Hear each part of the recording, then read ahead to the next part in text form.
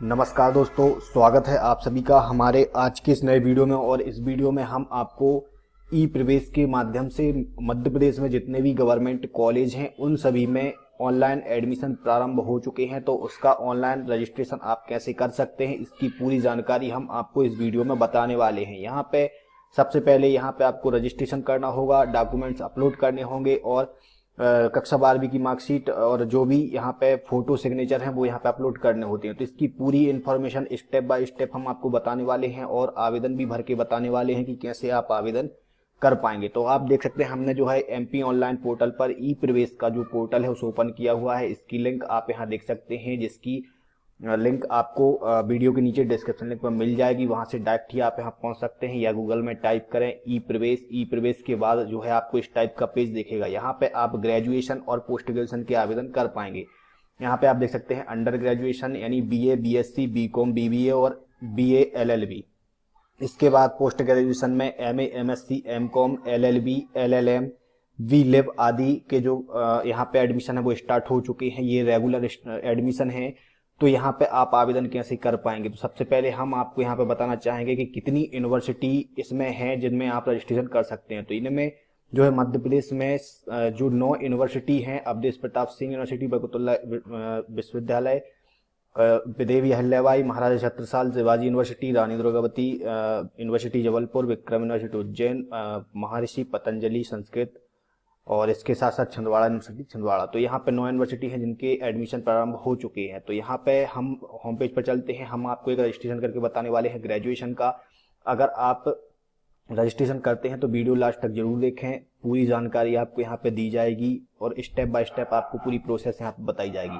जैसे ही हम यहाँ पे क्लिक करते हैं तो आप देख सकते हैं यहाँ पे हमारे पास ऑनलाइन एप्लीकेशन फॉर्म का ऑप्शन खुलता है। यहाँ पे आपको सबसे पहले न्यू रजिस्ट्रेशन, फिर अगर आप रजिस्ट्रेशन कर लेते हैं तो यहाँ पे अनपेड, पेड और रजिस्ट्रेशन फॉर्म यहाँ फिल करने का ऑप्शन है।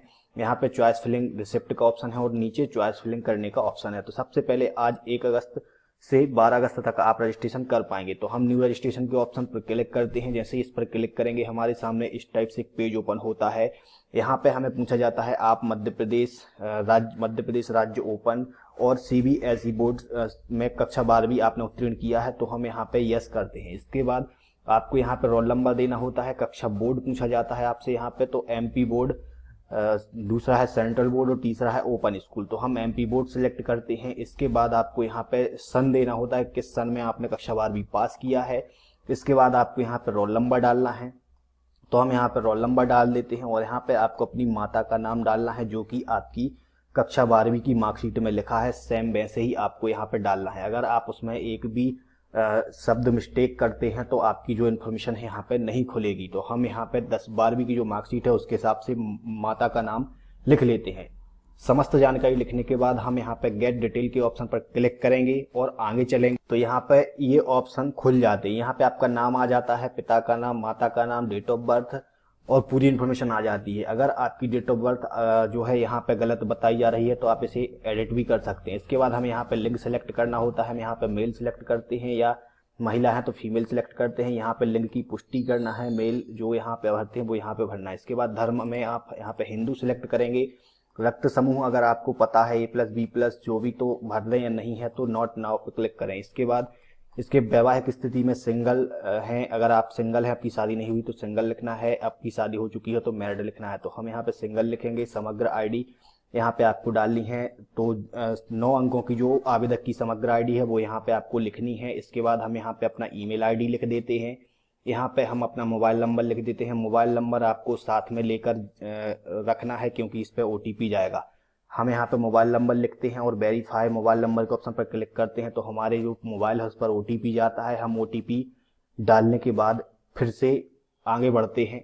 तो यहाँ पे वेरीफाई होने के बाद आपसे यहाँ पे पासवर्ड बनाने के लिए बोला जाता है। तो आप यहाँ पे जो भी पासवर्ड बनाना चाहें तो वो पासवर्ड आप यहाँ पे बना सकते हैं। तो यहाँ पे हम जो है जो सरल पासवर्ड आप बनाना चाहें वो यहाँ पे बना सकते हैं। हमने पासवर्ड जो है यहाँ पे बना लिया है। हम नेक्स्ट और सेव बटन के ऑप्शन पर क्लिक करते हैं और आगे चलते। अब आप यहाँ देख सकते हैं यहाँ पे एप्लीकेशन आईडी आ चुकी है। आप इसे नोट कर लें या फिर कॉपी कर लें, इसे नोट करना अनिवार्य है। इसके बाद यहाँ पे हमें राष्ट्रीयता दर्शानी है तो हम यहाँ पे हिंदू इंडियन सेलेक्ट करते हैं।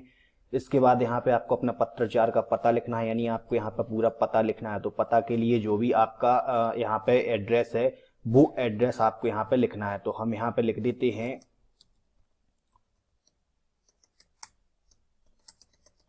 इसके बाद हमें यहाँ पे अपनी जो क्षेत्र कॉलोनी तहसील है वो यहाँ पे लिखना है। इसके बाद हमें यहाँ पे अपनी सिटी का नाम यहाँ पे लिखना है। तो जो भी सिटी आपकी हो वो यहाँ पे लिख देना है। यहाँ पे हम जिला सेलेक्ट करते हैं, यहाँ पे हमें पिन कोड देना होता है तो हम पिन कोड लिख देते हैं। इसके बाद हम आगे चलते हैं और यहाँ पे अगर हमारा स्थायी पता और पत्राचार का पता एक ही है तो हम इस ऑप्शन पर क्लिक करेंगे, हमारा पता ऑटोमेटिक यहाँ भर जाता है। इसके बाद अगर आपके पास कोई दूसरा मोबाइल नंबर देना चाहते हैं तो यहाँ पर क्लिक करें, नहीं है तो इसे छोड़ दें और हम नेक्स्ट सेव और नेक्स्ट बटन के ऑप्शन पर क्लिक करते हैं। हमारे सामने फिर से एक तीसरा ऑप्शन खुलता है आरक्षण विवरण का। तो यहाँ पे हमें मध्य प्रदेश मूल निवासी हैं तो हम यहाँ पे यस करते हैं। अगर आप मध्य प्रदेश के बाहर के रहने वाले हैं तो यहाँ पे नो करें।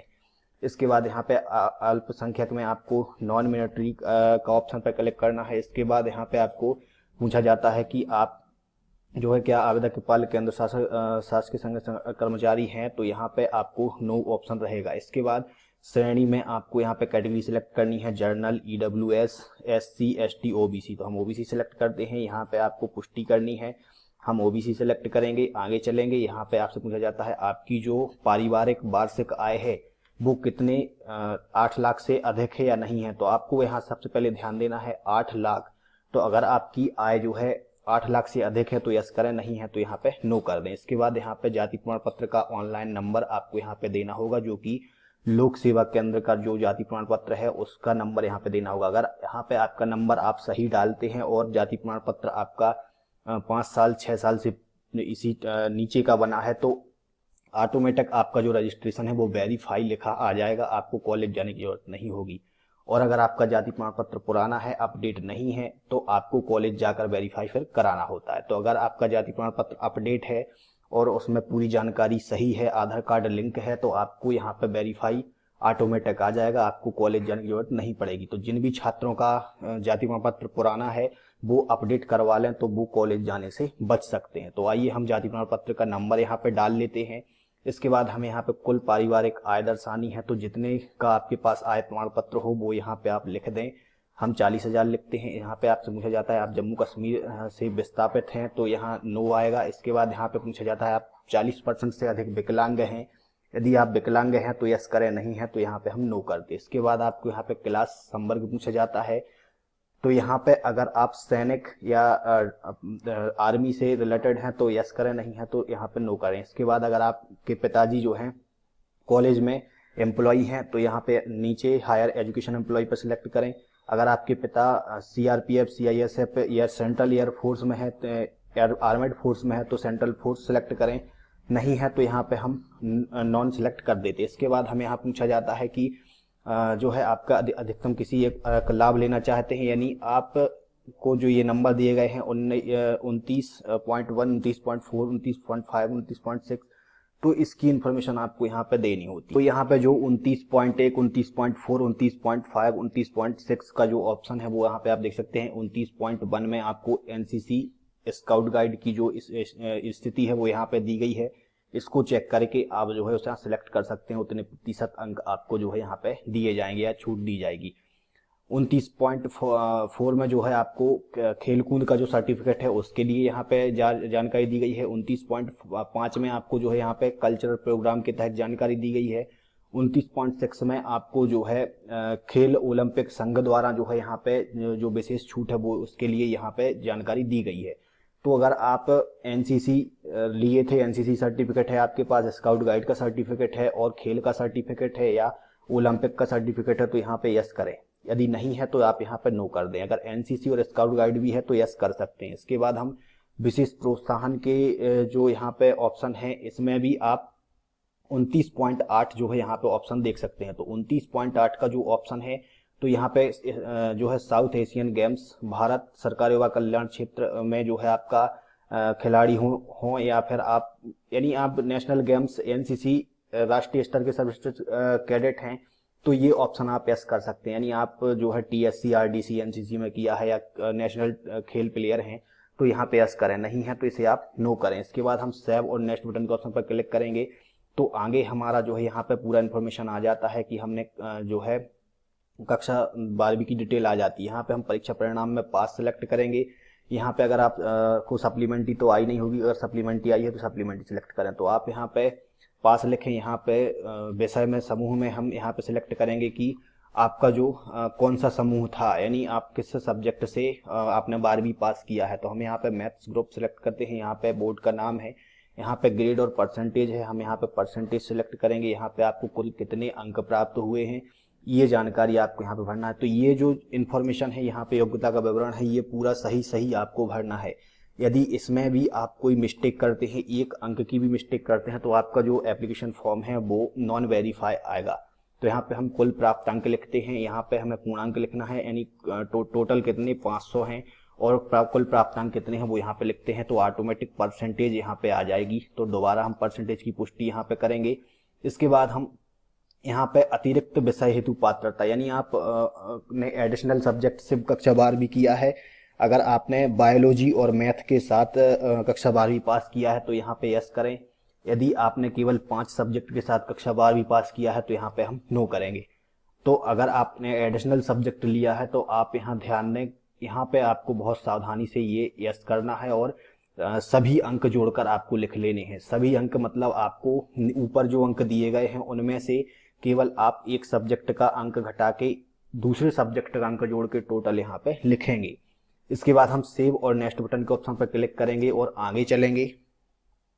तो यहाँ पे हमें जो फोटो और सिग्नेचर अपलोड करना है उसकी यहाँ पे इन्फॉर्मेशन दी गई है। आपका जो बैकग्राउंड है फोटो का वो वाइट होना अनिवार्य है और इसके साथ साथ 92 DPI से अधिक की आपकी फोटो होना अनिवार्य है और 100 से यानी आपका जो फोटो है वो 150 KB और हस्ताक्षर 100 KB से अधिक के नहीं होना अनिवार्य है। तो यहाँ पे हम सबसे पहले फोटो सेलेक्ट करते हैं। तो हम यहाँ पे अपना जो फोटो है वो यहाँ पे अपलोड कर लेते हैं। हम अपलोड के ऑप्शन पर क्लिक करते हैं, हमारा जो फोटो है यहाँ पे वो अपलोड। तो यहाँ पे हम सिग्नेचर जो है सिग्नेचर भी यहाँ पे अपलोड करते हैं। तो जो आपका इन्फॉर्मेशन है वो यहाँ पे अपलोड हो जाता है। आप देख सकते हैं यहाँ पे फोटो और सिग्नेचर दोनों अपलोड हो चुके हैं। अब यहाँ पे अगर आपके फोटो और सिग्नेचर अपलोड नहीं होते हैं तो आप यहाँ नीचे साइज देख सकते हैं। आपको हाइट जो है फोटो की 350 और जो चौड़ाई है वो 300 यहाँ पे रखनी है, तो आपका जो फोटो है अपलोड हो जाएगा। और सिग्नेचर 120 पिक्सल और यहाँ पे जो इसका चौड़ाई है वो 300 में होना अनिवार्य है, तब आप यहाँ पे जो है फोटो देख पाएंगे। फोटो लगने के बाद हम सेव और नेक्स्ट बटन के ऑप्शन पर क्लिक करते हैं। तो यहाँ पे आपको 2 ऑप्शन और आते हैं जो कि बहुत महत्वपूर्ण है। यहाँ पे आपसे पूछा जाता है जो आपका कदाचार है उसका विवरण है, तो हम यहाँ पे नो करते हैं। यहाँ पे आपके पास कोई पुलिस स्टेशन में जो है आपका मामला दर्ज है नहीं है, तो यहाँ पे नो करेंगे। इसके बाद हम सेव और नेक्स्ट बटन के ऑप्शन पर क्लिक करेंगे। जैसे ही इस पर क्लिक करेंगे हमें डॉक्यूमेंट्स अपलोड करने हैं। डॉक्यूमेंट्स अपलोड में आपको 10वीं की मार्कशीट और 12वीं की मार्कशीट, अगर 12वीं की मार्कशीट आपके पास नेट की है, इंटरनेट से डाउनलोड की है, तो वो यहाँ पे 2021 में अगर इंटरनेट से डाउनलोड की है तो यहाँ पे लगा सकते हैं। इसके बाद आपको यहाँ पे अपना निवास सर्टिफिकेट लगाना है, यहाँ पे आपको जाति प्रमाण पत्र लगाना है, यहाँ पे आपको OBC इनकम सर्टिफिकेट यानी आय प्रमाण पत्र लगाना है, यहाँ पे आपको अपना जाति प्रमाण पत्र लगाना है। तो ये सारे जो प्रमाण पत्र हैं ये आपको JPG साइज में 150 KB से कम में यहाँ पे अपलोड करना है, जिसकी भी साइज यहाँ पे दी गई है। तो यहाँ पे 3508 और 2480 के बीच में आप जो है यहाँ पे साइज जमा कर अपलोड कर लें। तो हम सब डॉक्यूमेंट्स जो यहाँ पे अपलोड कर लेते हैं। तो यहाँ पे हमारे जो समस्त डॉक्यूमेंट हैं वो 150 KB से कम में आप यहाँ पे स्कैन करेंगे। देख सकते हैं आप, हम जो है यहाँ पे डॉक्यूमेंट स्कैन कर रहे हैं। ये सभी डॉक्यूमेंट्स आपके जो है 150 KB से कम में होना अनिवार्य है, यानी 150 KB से कम में आपके जो डॉक्यूमेंट हैं यहाँ पे आप स्कैन करें। अगर 150 से डॉक्यूमेंट्स अधिक होते हैं तो आप जो है स्कैन नहीं कर पाएंगे। तो यहाँ पे हम जो है समस्त डॉक्यूमेंट स्कैन कर लेते हैं। अब आप यहाँ देख सकते हैं हमारे सभी डॉक्यूमेंट्स जो है यहाँ पे अपलोड हो चुके हैं। हमने यहाँ पे टिक किया है और सेव और नेक्स्ट बटन के ऑप्शन पर क्लिक करेंगे। यहाँ पे आपको जो है पूरी जानकारी, तो आप यहाँ देख सकते हैं आपका आवेदन सफलतापूर्वक सबमिट हो चुका है, यानी आपका जो आवेदन है वो यहाँ पर हो चुका है। नॉन वेरीफाइड है, जिन अभ्यर्थियों का वेरीफाइड लिखा आता है उन्हें कॉलेज जाने की जरूरत नहीं है, और जिन्हें नॉन वेरीफाइड लिखा आता है उन्हें कॉलेज जाना होगा। हम आगे चलते हैं और यहाँ पे हमें जो है रजिस्ट्रेशन फॉर्म चेक करना है। चेक करने के बाद हमें यहाँ लॉक करना होता है। तो अगर आपकी यहाँ पे जानकारी पूरी सही है तो आप यहाँ पे लॉक ऑप्शन पर क्लिक करें। आपका जो आवेदन है वो यहाँ पे लॉक होने के लिए पहुंच जाता है। इसके बाद जो चॉइस फिलिंग का ऑप्शन है, वो चॉइस फिलिंग के ऑप्शन के लिए हम नेक्स्ट वीडियो आपको अलग से देंगे। यहाँ पे आपको पे रजिस्ट्रेशन फीस का ऑप्शन आता है, आप पे रजिस्ट्रेशन की फीस पे ऑप्शन पर क्लिक करें।